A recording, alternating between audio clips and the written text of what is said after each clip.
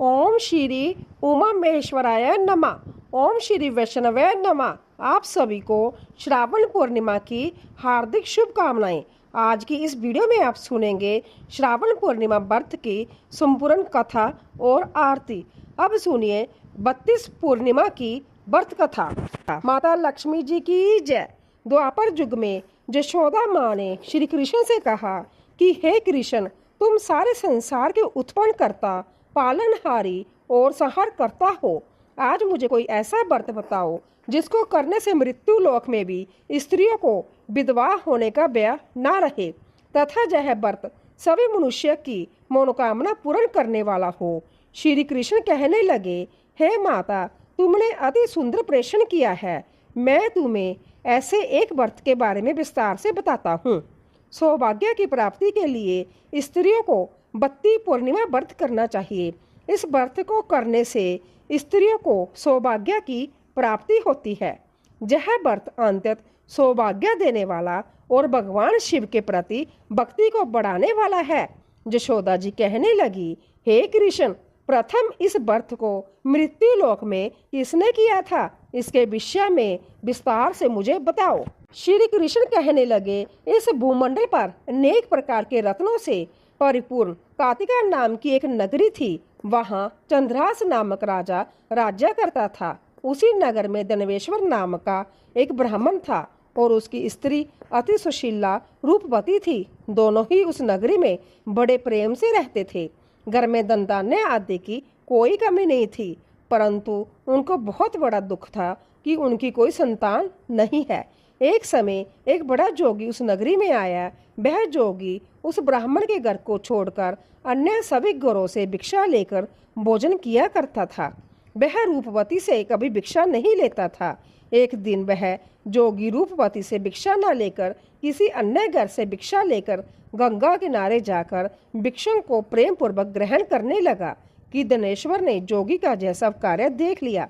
अपनी भिक्षा के अनादर से दुखी होकर धनेश्वर जोगी से बोला, हे महात्मन, आप सब घरों से भिक्षा लेते हैं, परंतु आप मेरे घर की भिक्षा कभी नहीं लेते, इसका क्या कारण है? जोगी ने कहा, निसंतान के घर की भीख पतितों के अन्न के तुल्य होती है और जो पतितों का अन्न खाता है वह भी पतित हो जाता है।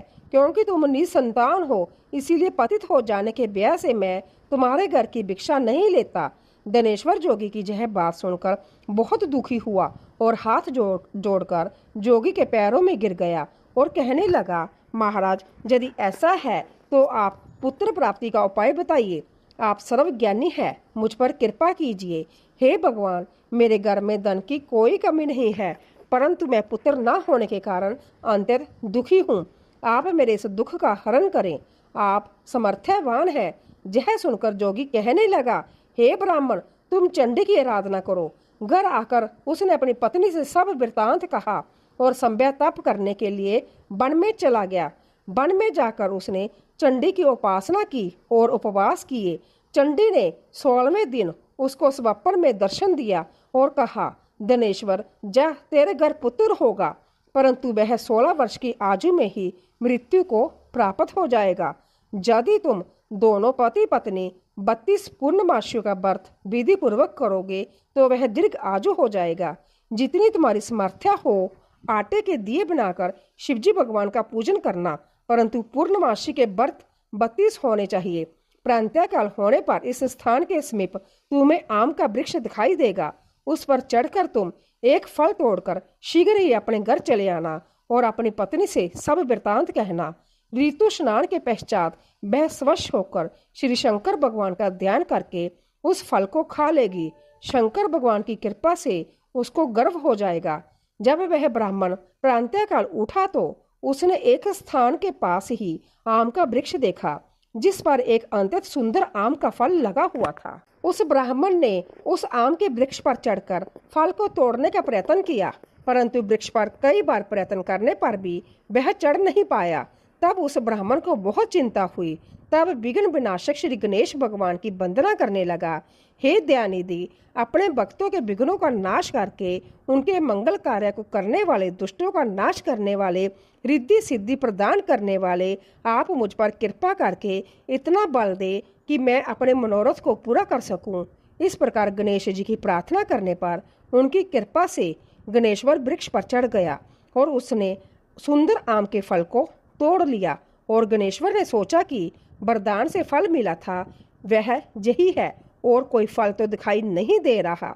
दिनेश्वर ब्राह्मण ने जल्दी से घर जाकर अपनी पत्नी को वह फल दे दिया और उसकी पत्नी ने अपने पति के कहे अनुसार उस फल को खा लिया और वह गर्भवती हो गई।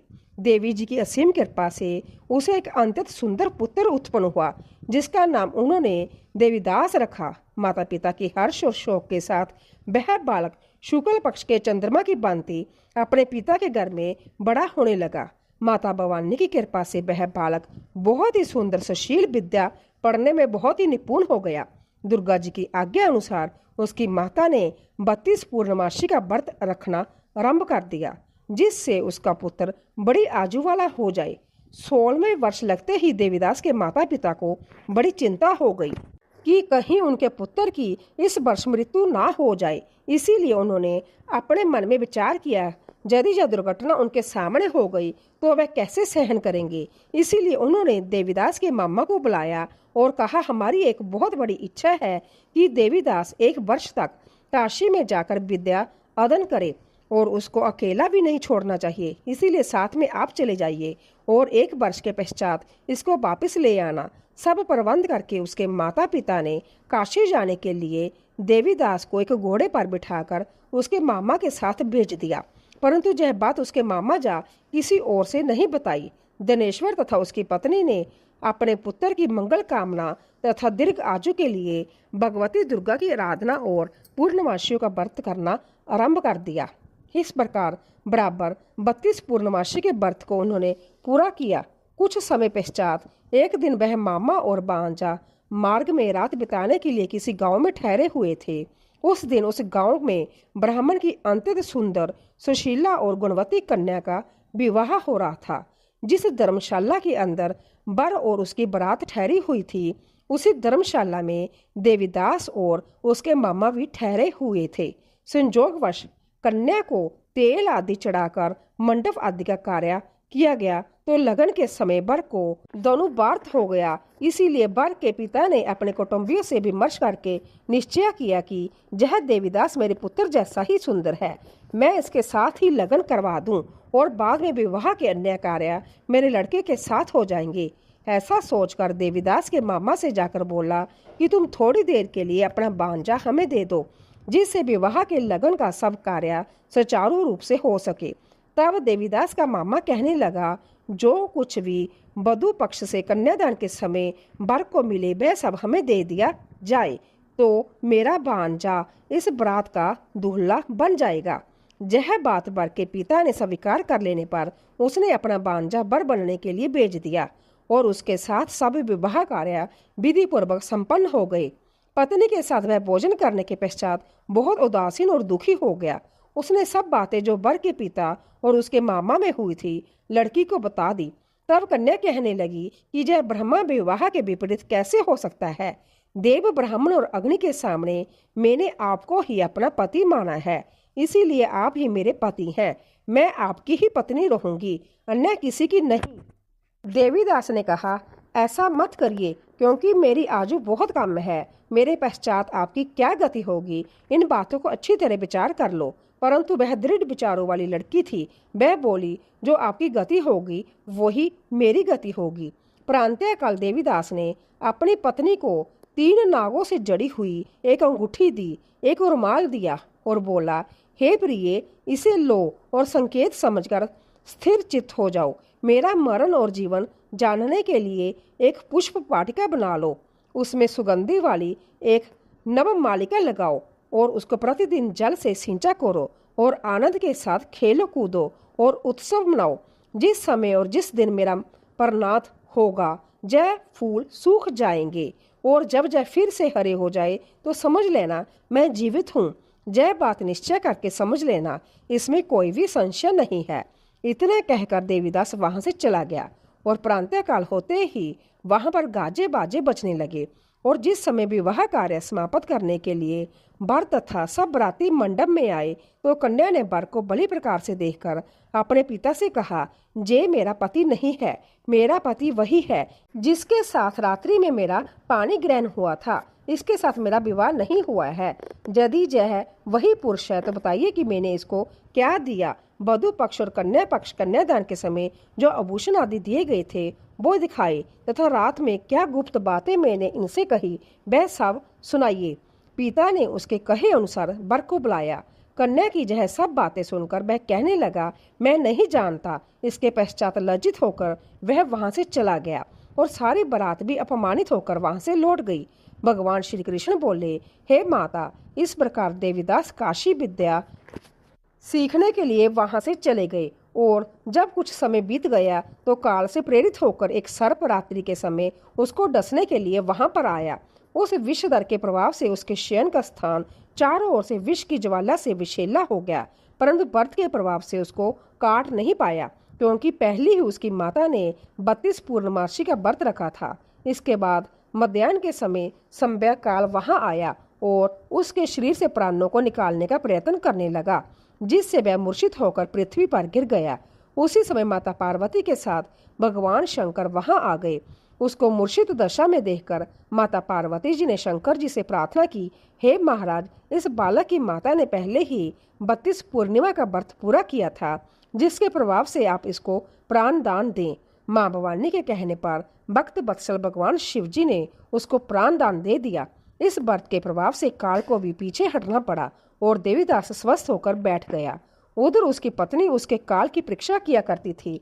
जब उसने देखा उस पुष्प वाटिका में पुष्प कुछ भी नहीं रहे तो उसको अत्यंत आश्चर्य हुआ। लेकिन जब वह जैसे ही हरी भरी हो गई तो वह जान गई कि अब उसका पति ठीक ठाक है, वह जीवित हो गया है। यह देखकर वह बहुत प्रसन्न हो उठी। अपने पिता से कहने लगी, पिताजी, मेरे पति जीवित है, आप उनको ढूंढिए। जब 16वें वर्ष व्यतीत हो गया तो देवीदास भी अपने मामा के साथ काशी से चल गया। इधर उसके ससुर उसको ढूंढने के लिए अपने घर से जाने ही वाले थे कि वह दोनों मामा भांजा वहां पर आ गए। उनको आया हुआ देखकर उनके ससुर को बड़ी प्रसन्नता हुई और वह उन्हें अपने घर ले गए। उस समय नगर के निवासी भी वहां इकट्ठे हो गए और सबने निश्चय किया कि अवश्य ही इसी बालक के साथ कन्या का विवाह हुआ था। उस बालक को कन्या ने जब देखा तो पहचान लिया कि यह तो वही है जो संकेत करके गया था। कुछ दिन बाद देवीदास ने अपनी पत्नी और मामा के साथ अपने ससुर के घर से बहुत सारे उपहार लेकर अपने माता पिता के घर गए और अपने गांव के निकट पहुंचने पर कई लोग उठकर उसके माता पिता को पहले ही खबर देने चले गए कि तुम्हारा पुत्र देवीदास अपनी पत्नी और मामा सहित आ रहा है। ऐसा समाचार सुनकर माता पिता को विश्वास नहीं हुआ, परंतु जब और लोगों ने भी आकर यह बात उन्हें बताई तो उनका बड़ा आश्चर्य हुआ। लेकिन थोड़ी देर में देवीदास ने आकर अपने माता पिता के चरणों में अपना सर रखकर प्रणाम किया और उसकी पत्नी ने अपने सास ससुर के चरणों को स्पर्श किया तो माता पिता ने अपने पुत्र और पुत्रवधू को हृदय से लगा लिया और दोनों की आंखों से प्रेम अश्रु बहने लगे। अपने पुत्र और पुत्रवधू के आने की खुशी में धनेश्वर ने बड़ा ही भारी उत्सव किया और ब्राह्मणों को दान दक्षिणा देकर प्रसन्न किया।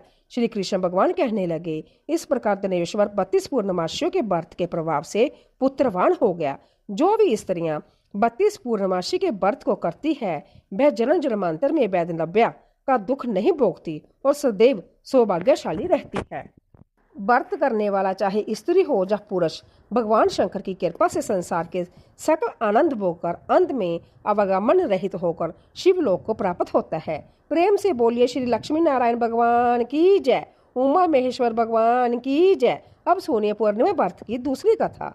पुरानी कथा के अनुसार एक बार की बात है, किसी नगर में एक सेठ और सेठानी रहते थे।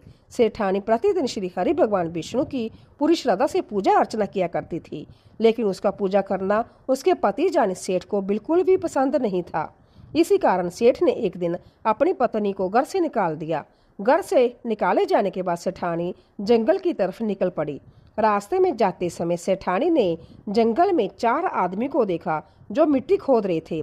तब सेठानी उन आदमी के पास गई और उन लोगों से कहा, कृपया आप मुझे किसी काम पर रख ले। इसके बाद चारों आदमी ने सेठानी को नौकरी पर रख लिया।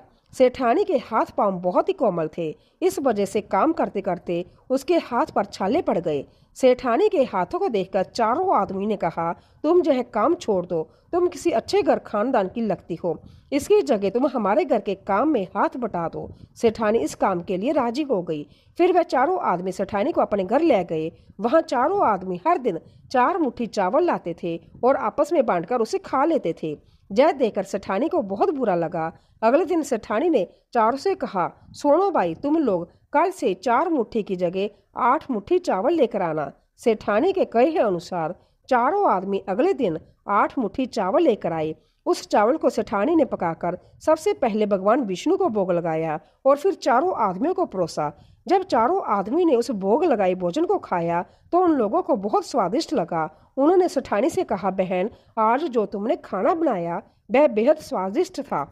इस पर सेठानी ने कहा, यह भोजन भगवान विष्णु का जूठा है, इसी वजह से आप लोगों को यह बहुत स्वादिष्ट लग रहा है। उधर सेठानी के जाने के बाद से सेठ भूखा रहने लगा। आस पड़ोस के लोग उसे देखकर ताने भी मारते थे कि यह आदमी सिर्फ अपनी पत्नी की वजह से ही भोजन किया करता था। ऐसा बार बार सुनने के बाद सेठ एक दिन अपनी पत्नी की तलाश में जंगल की तरफ निकल पड़ा। रास्ते में सेठ को मिट्टी खोदते हुए वही 4 आदमी दिखाई दिए। उसे देखकर सेठ ने कहा, सुनो भाई, क्या तुम मुझे काम पर रख सकते हो? तब चारों आदमी ने उसे काम पर रख लिया, किंतु मिट्टी खोदने से सेठ के हाथों में भी छाले पड़ने लगे, जहां तक कि उनके बाल भी उड़ गए।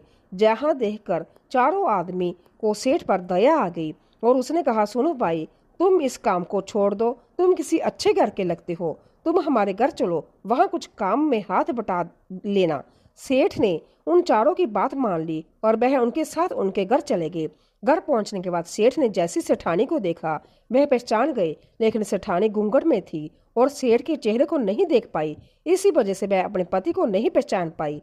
हर दिन की तरह इस दिन भी सेठानी ने भोजन बनाकर विष्णु भगवान को बोल गाया और सभी को खाना परोसने लगी। जैसे सेठानी सेठ को भोजन देने लगी तब संभव भगवान विष्णु ने सेठानी का हाथ पकड़ लिया और कहा, यह तुम क्या कर रही हो? जय सुनकर सेठानी ने कहा, मैं कुछ नहीं कर रही हूँ, मैं तो बस भोजन दे रही हूँ। भगवान विष्णु ने मेरा हाथ पकड़ लिया है। तब सेठानी से चारों आदमी ने कहा, हमें भी भगवान विष्णु के दर्शन कराओ। इसके बाद सेठानी हाथ जोड़कर भगवान विष्णु से अनुरोध करने लगी, हे प्रभु, आप मेरी तरह इन्हें भी दर्शन दे। तब भगवान विष्णु वहां प्रकट हो गए। इस दृश्य को देखते सेठ ने सेठानी से क्षमा मांगी और उसे अपने घर साथ चलने को कहा।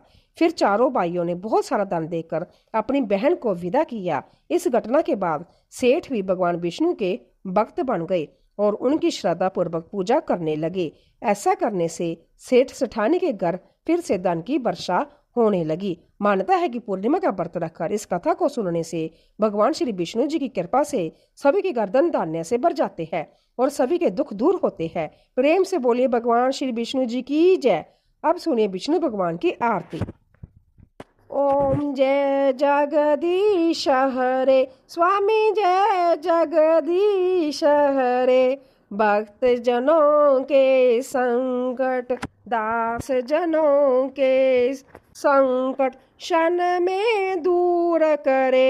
हरिओम जय जगदीश हरे। जो ध्यावे फल पावे, दुख विन से मन का। स्वामी दुख विन से मन का।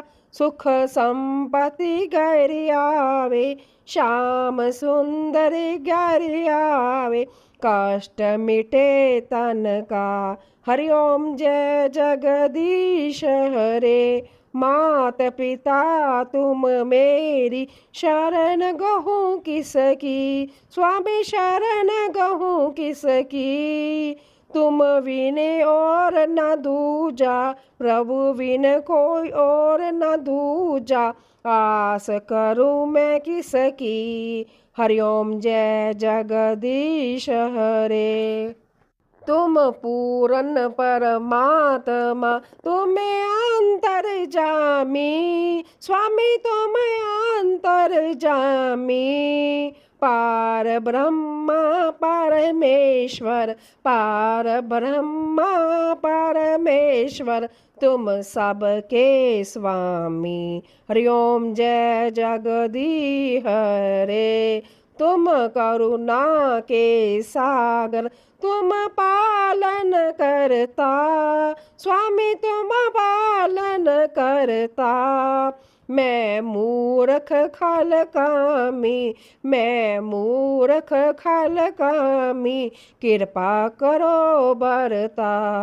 हरि ओम जय जगदीश हरे। तुम हो एक अगोचर, सबके प्राणपति, स्वामी सबके प्राणपति। किस विध मिलूं मैं दयालु, तुमको मैं को मीति। हरि ओम जय जगदीश हरे। दीन बंधु दुख हरता, ठाकुर तुम रक्षक मेरे, स्वामी रक्षक तुम मेरे। अपने हाथ उठाओ, दया करो चरण लगाओ, द्वार पड़ा मैं तेरे। हरि ओम जय जगदीश हरे। विषय विकार मिटाओ, पाप हरो देवा, स्वामी कष्ट हरो देवा। श्रद्धा भक्ति बढ़ाओ, संतन हरि सेवा। हरि ओम जय जगदीश हरे। तन मन धन और संपत्ति सब कुछ है तेरा, तेरा तुझको अर्पण क्या लागे मेरा। हरि ओम जय जगदीश हरे। जो कोई नर स्वामी जी की आरती गावे, कहत शिवानंद स्वामी, मनोवांछित फल पावे। ओम जय जगदीश हरे। हरे स्वामी जय जगदीश हरे। भक्त जनों के संकट क्षण में दूर करे। हरि ओम जय जगदीश हरे। प्रेम से बोलिए भगवान विष्णु जी और माता लक्ष्मी जी की जय। आपको जय कथा पसंद आई हो तो वीडियो को लाइक करिएगा, शेयर करिएगा, कमेंट में भगवान श्री लक्ष्मी नारायण जी और श्री उमा महेश्वर भगवान की जय जरूर लिखिएगा और चैनल को सब्सक्राइब जरूर करिएगा। इसी के साथ श्री सत्यनारायण भगवान की कथा की वीडियो भी हमारे चैनल पर आप जरूर सुनिएगा। जय श्री कृष्णा। राधे राधे।